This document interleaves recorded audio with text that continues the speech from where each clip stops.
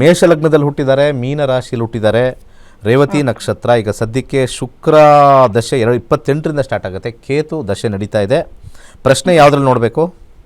ಪ್ರಶ್ನೆ ಒಂದು ವಿದ್ಯಾಭ್ಯಾಸ ಮತ್ತೆ ಉದ್ಯೋಗ ಹೇಗಿದೆ? 12 ಚೆನ್ನಾಗಿದೆ. ಏನು ಓದ್ತಾ ಇದ್ದಾರೆ? ಅವನು ಈಗ ಥರ್ಡ್ ಸೆಮ್ ಮಾಡ್ತಾ ಇದ್ದಾನೆ ಸ್ವಾಮಿ. ಚೆನ್ನಾಗಿದೆ ಅಂತ ಅದಕ್ಕೆ ಹೇಳಿದ್ದು. ಫಸ್ಟ್ ಕ್ಲಾಸ್ ಆಗಿದೆ. 28 ಆದಮೇಲೆ ಅತ್ಯಂತ ಉತ್ತಮವಾಗಿರ್ತಕ್ಕಂಥ ಜಾಬಲ್ಲಿ ಇರ್ತಾರೆ. ಯಾಕೆಂದರೆ ಶುಕ್ರ ದಶನ ನೋಡ್ಬೇಕು ನಾವು ಯಾವಾಗಲೂ. ಇದು ಮುಗಿದೋಗುತ್ತೆ, 28ಕ್ಕೆ ಮುಗಿದೋಗುತ್ತೆ. ಇನ್ನು 20 ವರ್ಷ, 28ರಿಂದ 20 ವರ್ಷ, 28 ಆದಮೇಲೆ 38, 48, 20 ವರ್ಷ ಈ ಕಾಂಬಿನೇಷನ್ ರನ್ ಆಗುತ್ತೆ. ತುಂಬ ಅದ್ಭುತವಾಗಿರ್ತಕ್ಕಂಥ ಕಾಂಬಿನೇಷನ್. 10, 2, 7, 11 ಮತ್ತು 4, 10, 11. ವಾಹನ ತಗೊಳ್ತಾರೆ, ಮನೆ ಕಟ್ತಾರೆ. ಮದುವೆ ಸ್ವಲ್ಪ ವಿಳಂಬ ಆಗುತ್ತೆ, ಮದುವೆಯಲ್ಲಿ ಸ್ವಲ್ಪ ಡಿಲೇ ಮತ್ತು ಆಸಕ್ತಿ ಕಮ್ಮಿ ಇರುತ್ತೆ. ಅದು ಬಿಟ್ಟರೆ ಟಾಪ್ ಪೊಸಿಷನ್ಗೆ ಹೋಗ್ತಾರೆ. ಇಲ್ಲಿ 11ನೇ ಮನೆ ಆಗಿರ್ತಕ್ಕಂಥ ಸೂರ್ಯ ಬಲಗೈ ಉಂಗುರದ ಬೆರಳಿಗೆ ಒಂದು ಲೈಫ್ ಲಾಂಗ್ ಇರ್ತಕ್ಕಂಥದ್ದು. ಯಾಕಂದರೆ 20 ವರ್ಷ ಇರ್ತೀನಿ, 2 ವರ್ಷಕ್ಕೆ ಏನು ತಲೆ ಕೆಡಿಸ್ಕೊಳ್ಳೋ ಅವಶ್ಯಕತೆ ಇಲ್ಲ. ಒಂದು ರೂಬಿ ಮಾಣಿಕ್ಯವನ್ನು ಧರಿಸಿ 6 ಮುಖದ ರುದ್ರಾಕ್ಷಿ ಹಾಕಿ ಒಳ್ಳೆಯದಾಗುತ್ತೆ. ಮುಂದಿನ ಕರೆಗೋಣ. ನಮಸ್ಕಾರ. ಅಲ್ಲ, ನಮಸ್ಕಾರ ಗುರುಜಿ. ಹಾಂ ಹೇಳಿ. ನಮಸ್ಕಾರ. ಇದು ಮನೆ ತಗೊಂಡಿದ್ದೀವಿ ಗುರುಜಿ. ಆ ಮನೆ ತಗೊಂಡು ಇವಾಗ ಹೆಂಗೆ ಒಳ್ಳೇದು ಆಗ್ಬೇಕಾಯ್ತು ಆಗ್ಬರಲ್ವ? 1ರಿಂದ 249 ಒಂದು ಸಂಖ್ಯೆ ಹೇಳಿ. 125 ಗುರುಜಿ. ಯಾವಾಗ ತಗೊಂಡ್ರಿ? ಆಗ್ಲೇ 3 ವರ್ಷ ಆಯ್ತು ಗುರುಜಿ ತಗೊಂಡು. 3 ವರ್ಷದಿಂದೇನಾ? ನಿಮ್ಮನ್ನ ಕೇಳಿ ತಗೊಂಡಾನಿ ಅಂದ್ರೆ ಆಗ್ಲೇ ಇಲ್ಲ, ಲೈನ್ ಸಿಕ್ಲಿಲ್ಲ. ಲೈನ್ ಸಿಕ್ಕಿಲ್ಲ ಅಂತ ಹೇಳ್ತೀರಾ? ಕರೆ ಮಾಡ್ಬಿಟ್ಟು ನಮ್ಮನ್ನ ಭೇಟಿ ಮಾಡಕ್ ನಿಮ್ಗೆ ಆಗಲ್ಲ ಅಂತೀರಾ? ಫ್ರೀ ಸಿಕ್ಬಿಟ್ರೆ ಫ್ರೀ ತಗೊಳ್ತೀರಾ? ಲಕ್ಷಾಂತರ ರೂಪಾಯಿ ಮನೆ ಕಟ್ಟಕ್ ಕೊಡ್ತೀರಾ? ನಮ್ಮನ್ನ ಭೇಟಿ ಮಾಡಕ್ಕೆ ಒಂದ್ ಸ್ವಲ್ಪ ದುಡ್ಡು ಇಟ್ಟಿರ್ತೀವಿ, ಅದಕ್ಕೆ ದುಡ್ಡು ಕೊಡಲ್ಲ. ಇದೇ ಜನಗಳು ಮಾಡ್ಕೊಳ್ಳೋದು. ಆಮೇಲೆ ಕಷ್ಟ ಬಂದಾಗ ಲಕ್ಷಾಂತರ ರೂಪಾಯಿ ಸುರಿತಾರೆ. ನಾವು ಓದಿಲ್ಲ, ನಾವೇನ್ ಮಾಡೋಣ? ಇದೆಲ್ಲ ನಾಟಕ ಬೇಡ ನಮಗೆ. ಇದು ಓದಿಲ್ದಿರೋ ನಾಟಕ ಬೇಡ. ಇಲ್ಲಿ ಕರೆ ಮಾಡೋಕ್ಕೆಲ್ಲ ಗೊತ್ತು. ನಮಗೆ ಕಾಲ್ ಸಿಕ್ಕಿಲ್ಲ ಅಂತ ಅರ್ಥ ಆಗುತ್ತೆ, 3 ವರ್ಷ ಅಂತ ಗೊತ್ತಾಗುತ್ತೆ. ಅದನ್ನೇನು ವಿದ್ಯೆ ಅಂತ ತಗೊಂಬರೋದು? ಏನು ವಿದ್ಯೆ ಇರೋರೆಲ್ಲ ಏನು ಭಾಳ ಸಾಬಸ್ತ್ರ?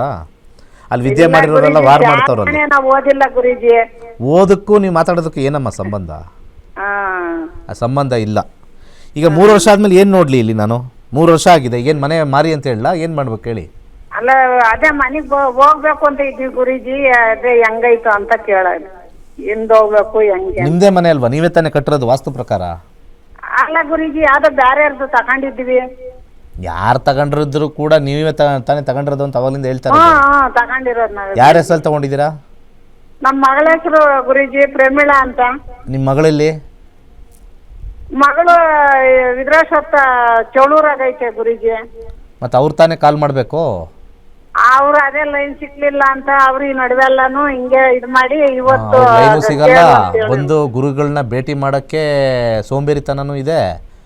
ಗುರುಗಳಿಗೆ ದಕ್ಷಿಣೆ ಕೊಟ್ಟು ಕೇಳಬೇಕು ಅನ್ನೋ ಇದೂ ಇಲ್ಲ ನಿಮಗೆ. ಎಲ್ಲ ಫ್ರೀಯಾಗಿ ಕೇಳ್ಕೊಳ್ಳೋಣ ಅಂತ ಫ್ರೀ ಗಿರಾಕಿಗಳು ಅಲ್ವಾ ನೀವು?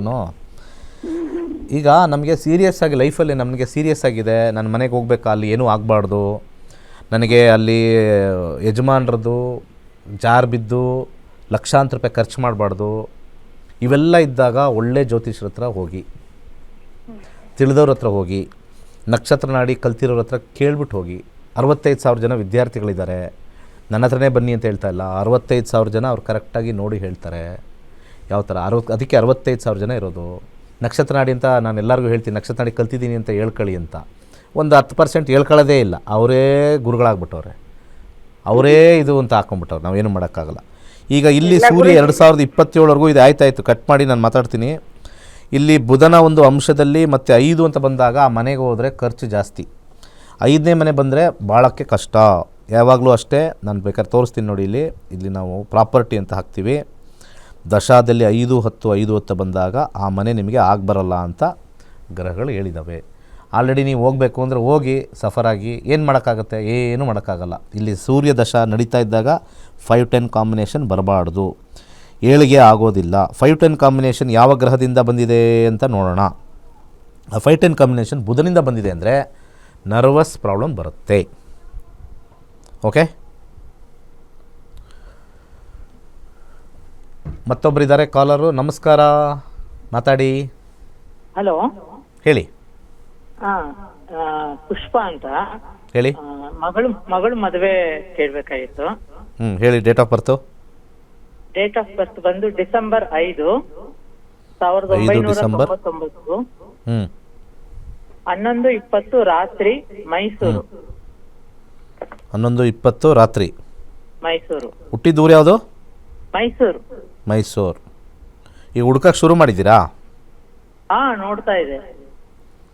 ಸರಿ.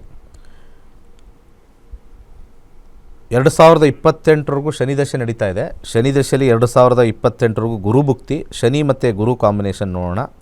2-7 ಕಾಂಬಿನೇಷನ್ನು ಇಲ್ಲಿ ಸ್ವಲ್ಪ ಸ್ಟ್ರಾಂಗ್ ಆಗಿಲ್ಲ. ವಿವಾಹಕ್ಕೆ ಬೇಕಾಗಿರ್ತಕ್ಕಂಥ 2ನೇ ಮನೆ ಮತ್ತು 7ನೇ ಮನೆ ಕಾಂಬಿನೇಷನ್ನು ದಶಾದಲ್ಲಿ ಇಲ್ಲದೆ ಇರೋದ್ರಿಂದ ಸ್ವಲ್ಪ ಒಳ್ಳೆಯ ವರ ಬರದೇ ಇರತಕ್ಕಂಥದ್ದು ಅಥವಾ ಬಂದಿರತಕ್ಕಂಥದ್ದು ರಿಜೆಕ್ಟ್ ಆಗಿರ್ತಕ್ಕಂಥದ್ದು ತೋರಿಸ್ತಾ ಇದೆ. ಭುಕ್ತಿಗೆ ಹೋಗೋಣ. ಭುಕ್ತಿಯಲ್ಲಿ 679 ಬಂದಿದೆ ಅಂಡರ್ಗ್ರೌಂಡಲ್ಲಿ. ಈ 79 ಅಂಡರ್ಗ್ರೌಂಡರಿಂದ ತುಂಬ ಪ್ರಯಾಸದಿಂದ 1 ವರ್ಷದಲ್ಲಿ ಆಗುತ್ತೆ, ತುಂಬ ಕಷ್ಟಪಟ್ಟು. ಆದರೆ ಮುಂದೆ ಬರ್ತಕ್ಕಂಥ ಶನಿ ಆದಮೇಲೆ ಬುಧದಶೆ ಬರುತ್ತೆ. ಬುಧದಶೆಯಲ್ಲಿ ವೈವಾಹಿಕ ಜೀವನ ಸ್ವಲ್ಪ ಚೆನ್ನಾಗಿರಲ್ಲ. ಬರ್ತಕ್ಕಂಥ ಹುಡುಗನ ಜಾತಕದಲ್ಲಿ 2ನೇ ಮನೆ, 7ನೇ ಮನೆ, 9ನೇ ಮನೆ ಇದ್ದರೆ ಮಾತ್ರ ಇವರಿಬ್ಬರಿಗೂ ಮ್ಯಾಚ್ ಆಗುತ್ತೆ. ಇಲ್ಲಾಂದರೆ ಮ್ಯಾಚ್ ಆಗೋಕ್ಕೆ ಸಾಧ್ಯನೇ ಇಲ್ಲ. ಯಾಕೆಂದರೆ 8ನೇ ಮನೆ ನಿಮ್ಮ ಮನೆಗೆ ಬಂದು ಕುತ್ಕೊಂಡ್ಬಿಡ್ತಾರೆ. 4ನೇ ಮನೆಯೂ ಆಸಕ್ತಿ ಇಲ್ಲ. ಮುಂದಿನ ದಶ ನೋಡಿಕೊಂಡು ನಾವು ಹೇಳಬೇಕಾಗತ್ತೆ. ಇಲ್ಲಿ ಆಲ್ಮೋಸ್ಟ್ 50% ವೈವಾಹಿಕ ಜೀವನ ಕೆಟ್ಟೋಗಿದೆ. ಇನ್ನು ತರೋದನ್ನು ಏನಾರು ಈ ಥರ ನೀವು 8ನೇ ಮನೆ 4ನೇ ಮನೆ ನಡೀತಾ ಇರ್ತಕ್ಕಂಥ ದಶ ತಂದರೆ ಇಬ್ಬರು ಜಗಳ ಆಡಿಕೊಂಡು ಕೋರ್ಟ್ಗೆ ಹೋಗ್ತಕ್ಕಂಥದ್ದು ಬರೆದಿಟ್ಟಿದೆ. 8-5 ಅಷ್ಟು ಒಳ್ಳೆಯದಲ್ಲ. 4-1 ಇಂಟ್ರೆಸ್ಟ್ ಕಮ್ಮಿ ಆಗುತ್ತೆ. ಯಾಕೆಂದರೆ ಸೂರ್ಯನ ನಕ್ಷತ್ರದಲ್ಲಿ ನೆಕ್ಸ್ಟು 4 ಬರುತ್ತೆ. ಭಾಳ ಇಂಟ್ರೆಸ್ಟ್ ಕಮ್ಮಿ ಕಳ್ಕೊಳ್ತಾರೆ. ವೈವಾಹಿಕ ಜೀವನದಲ್ಲಿ ಗಲಾಟೆ ಜಾಸ್ತಿ ಇರುತ್ತೆ 8ನೇ ಮನೆ ಬಂದಾಗ.